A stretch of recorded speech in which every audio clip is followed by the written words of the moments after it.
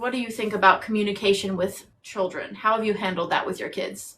I think, Kim, communicating with children in the new era, the smartphone, means that you are dealing with a human being that has the world's knowledge at their fingertips. So ultimately, they're actually wiser. No, I shouldn't say wiser. They're smarter than we are, not as wise because they haven't lived as long. In the fact that they can look things up so fast, you can't just assume or be an authoritative individual and really change their mind. What you need to do, and this is what I have found is most successful with my grown-up children now, but as they were growing up, is you have to reason with them as equals with the information, which is very hard because you say, well, a child is not as mature. I'm going to try to reason with a 7-year-old. Yeah, you are kind of, because in many respects, the 7, 8, 10-year-old actually might have more information about the subject you're talking about than you do. And their little hands can actually look up information faster than you can speak it. And then they can actually draw on facts.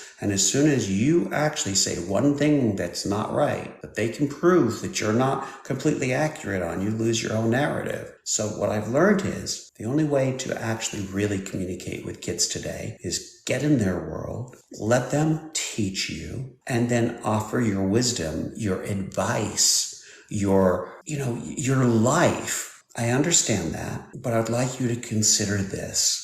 And if you say it with a warm distinction that you also are trusting that they have knowledge, then you're actually asking them to switch their knowledge for your knowledge. It's a transaction. And usually a transaction goes down smoothly. It's not an argument. It's not an experience of a tug of war. And we tend to get into tug of wars with our kids. And I'm trying to inspire parents to use information to get rid of the tug of war, but to make it fun. It's a transfer of information. So the child has to be a co-equal with you to a certain extent. Now, please use your common sense to that statement. I don't mean they're co-equal in wisdom, but in that moment, in that transaction, let them be co-equal. Then you're going to find the outcomes change. That's the way I found in my family. I changed a lot of narratives. Yeah, that's so important. And to your earlier, one of your primary talking points is really get to know your child's world, share it with them. Don't just come in and try to take it away from them or just judge them for whatever. So when you do establish that credibility, like you say, it's easier for them to accept it, but they also know where you're coming from. I have a lot of these discussions with different friends of mine who have kids, and they know what I do in working in combating child exploitation. And a lot of them, I get different reactions, and I observe these different patterns because I also want an understanding of how this is working for people in practical application. So I was talking recently to a friend of mine who's a dad with, beautiful teenage daughters. And he was saying, oh, it's so, like the conversation was just kind of making him like, oh, it's so bad out there. It's so hard to protect kids. And I get that, like, hats off to parents because it is not easy and their kids in school and, there's kids her age that she's dealing with and there's older boys and there's all these nuances to it. But he was saying, oh, he was getting frustrated, of course, as I can imagine any dad would. But he was telling me a story about how he walked in on his daughter talking to he didn't know if it was a man or whoever it was, on the phone. And he came in and he got mad and he took the phone away and now she can't get on the phone and this whole thing. So again, I'm not a parent and I don't say this with judgment, but I was like, well, here's the thing. If you just rip the phone away, you may be teaching her to now hide things from you. And I know that you didn't want to see that. I know that in your mind, like in your fatherly alpha male protective mind, you were just protecting her and doing the right thing. I don't disagree with your mentality there, but the approach long term, you want this to be well received. You want this to be a sustainable solution. This girl's like 13, so she's got a ways to go in terms of the teenage years, right? What if instead of reacting emotionally, and again, I know this is hard for humans, but what if you were to sit next to her and listen to this conversation? What if you were to understand who she's talking to,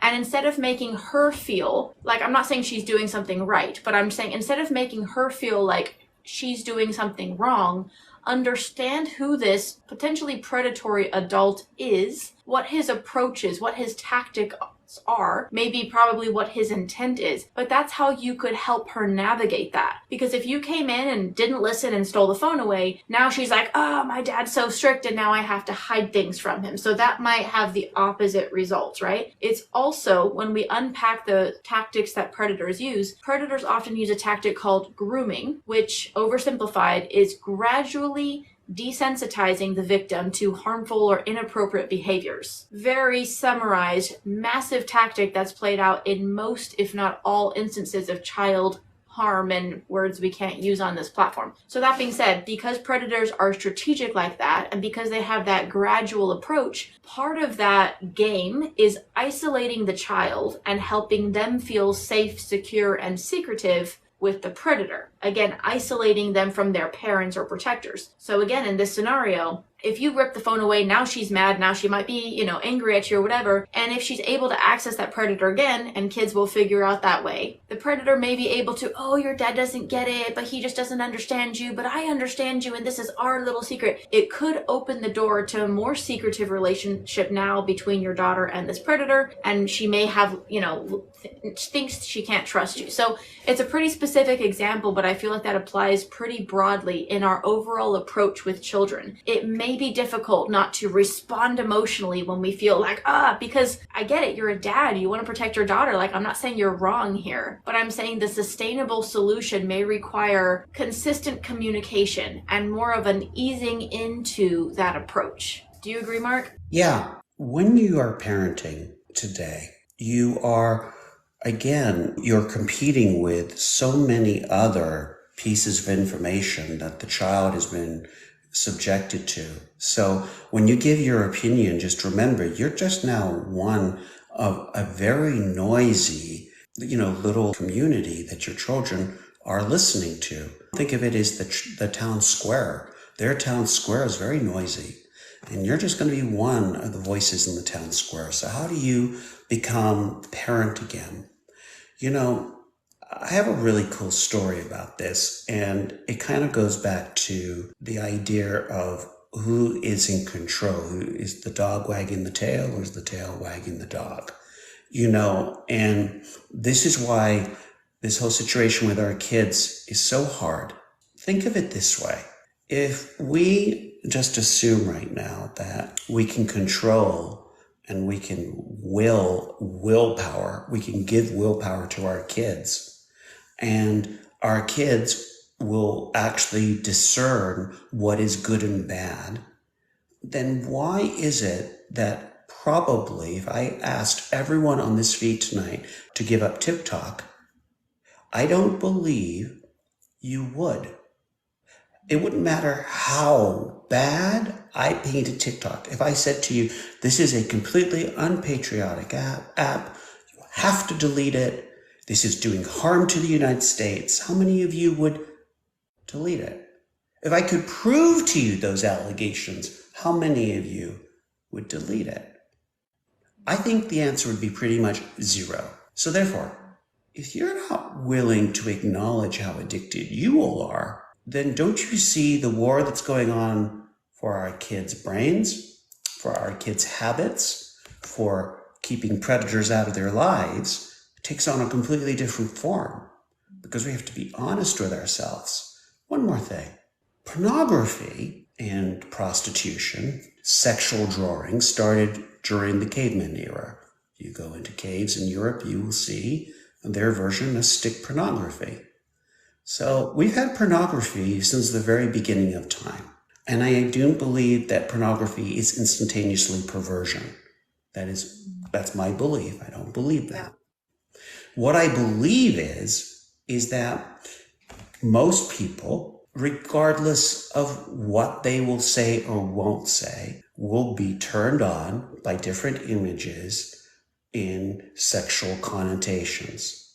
So if we realize that once you have handed a phone to a child, that child's going to be bombarded with the same images that might seduce you, then perhaps you can have a much more legitimate conversation with your kids if you're willing to realize how many times you get titillated during the day. So when you're talking about willpower, we need to have an honest discussion. And this is why I always say it starts with you, me. and you really want your kids to really appreciate you, then admit that you get turned on by porn as a guy, and you know what? It really takes away from that loving experience with your wife or with a person. But hey, remember this. If that person's been doing like an extensive 4-hour TikTok, binge session, enjoying the heck out of all of the stuff they like to watch for 4 hours, there are studies that now show that if you're on social media and you're enjoying your feeds, enjoying your delicious, forgive me, buffet, your biases, then you will lose the ability to socialize. Your brain will shut down because different portions of the brain open up to receive all the content, as your social side of your brain, your ability to speak, to communicate, to love, shuts down because you're now having a relationship with the incoming information and the device that's giving it to you. So it takes a much longer period to get out of the device to be with human beings. So now I want you to think about the average American family where everyone's using their apps. They're trying to communicate, but they're all shut down. They're all a little bit irritated that they got to talk to someone who doesn't apparently understand the world the way they do. Isn't it obvious the way the world works? Just look at what I'm looking at. Why don't you believe what I believe? And everyone's a little bit irritated with each other. And no one's really communicating because our brains have shut down because we're receiving this incredible influx of our own bias. So true. And guys, I'm sorry, there's no way out of this. This isn't a maybe. This is, unfortunately, all of us. And I don't think we're doomed neither. Let's start a dialogue about it. Let's be honest about it. And I'm not here to tell you I'm any better than any of you guys. I'm just a teacher. And I'm probably just as screwed up as the worst of you. Because the truth is, I'm just a human being. So I want to talk about the humanity and technology and how we can make the humanity be in our lives again, not have technology strip our humanity out of our lives.